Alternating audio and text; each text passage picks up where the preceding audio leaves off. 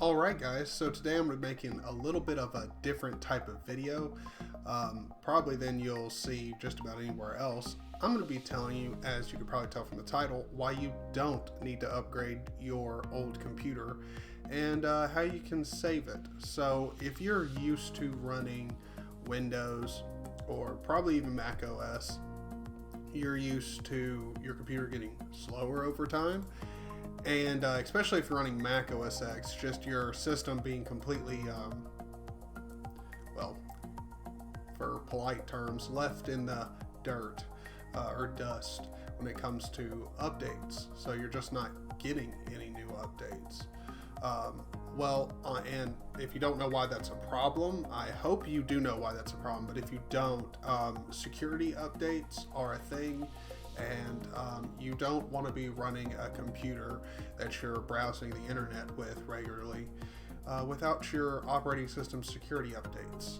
And so to solve that issue and bring that old computer back to life, first things first, before I even get into what the whole video is going to be talking about, which is switching to Linux, which, if you don't know, that's what my whole channel here is about. And I'm going to be posting some new videos on GIMP, Kdenlive. Going to have a whole tutorial series on those, which, if you don't know what they are, GIMP is an image editing software. It's really great for photo editing. And then there's Kdenlive, which I use for all my video editing. It's a very basic but fairly full-featured program that you can get a lot done with. I really enjoy both of them, and so I'm looking forward to doing some basic tutorials and helping newbies get into those softwares. But first things first, if you have a really old computer, I highly recommend just getting a cheapo SSD, something to slap into that computer, because right now you could probably get a 500 gig SSD for, I don't know, 50, 60 bucks. As long as you get the right one, you can cheap out and get yourself a fairly decently priced one, and that would immediately improve your performance if you're used to using Windows or Mac OS X or Mac OS, whatever. If you're running a Mac, that's probably not going to be an option. Most Macs, depending on how old it is, aren't upgradable. But if it's an old Mac, you can probably slap an SSD in it. That'll make it much faster.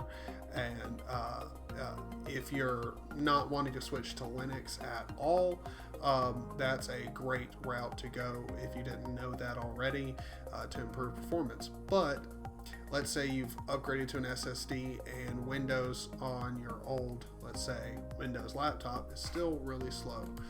Well, here in this is Pop! OS, and it's a version of, or a distribution of Linux that's based off of Ubuntu, and it is running Gnome, which is the desktop environment here, which if I go into my settings, I can actually show you Pop! OS, and it says Gnome version 3.36.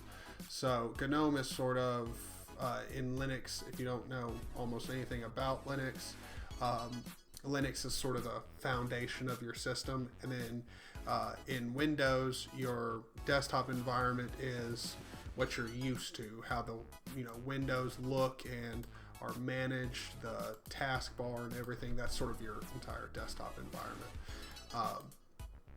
And here it's using Gnome, which is a fantastic, very easy to learn and very simplistic UI scheme.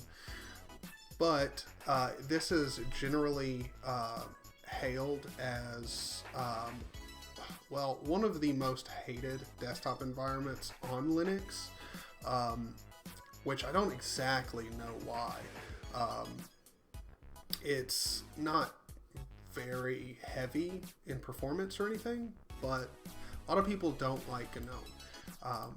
But it's great for this example because you can tell I am recording right now. I have Firefox with plenty of tabs open. I have Steam and Discord running in the background, and I am eating up 9.4 gigs, which if I was on Windows, it would be much higher. I'd probably be closer to 80%, maybe 85% of my RAM being utilized. So that's fantastic. When it's actually just at the desktop, I don't have anything open. I idle around 1.25, 1.5 gigs of RAM being utilized. If you were to be on Windows right now and check your RAM utilization with a browser open, I guarantee you Windows is probably eating up at least 5 gigs, maybe more, maybe 5.7, closer to 6 gigs. Windows is a RAM hog, and Linux cuts down on that a lot. So if you're low on RAM on your old computer, highly recommend going with Linux. If you have 4 or 5 gigs and all you're going to be doing is browsing the web, I would highly recommend going with something like Gnome, because it's very user friendly, it's very pretty. And so if your old computer isn't too on the low end, you can definitely run Gnome and have a great experience on it. But if you're someone who your system is really old, your CPU might not be able to keep up. So, because you can see here, with all that I'm doing right now, I'm peaking at about 20% of my CPU utilized, but I have a pretty nice CPU. I have an RX 3800, or RX, a Ryzen 3800X, yeah, 3800X, and so I've got 8 core, 16 threads. It's overclocked. So for me, it's pretty low on CPU usage, but your mileage may vary. I highly recommend going with like an LXDE desktop environment, or basically XFCE. You can go ahead and search for any lightweight desktop environments and you can find one. But to be honest, almost any Linux distribution, I say almost, but almost every single Linux distribution, you're going to have far better performance than you will be having in especially Windows.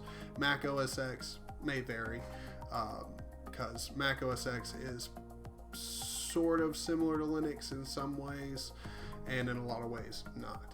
But yeah, so I hope that this little bit of information on how you can improve your performance helped.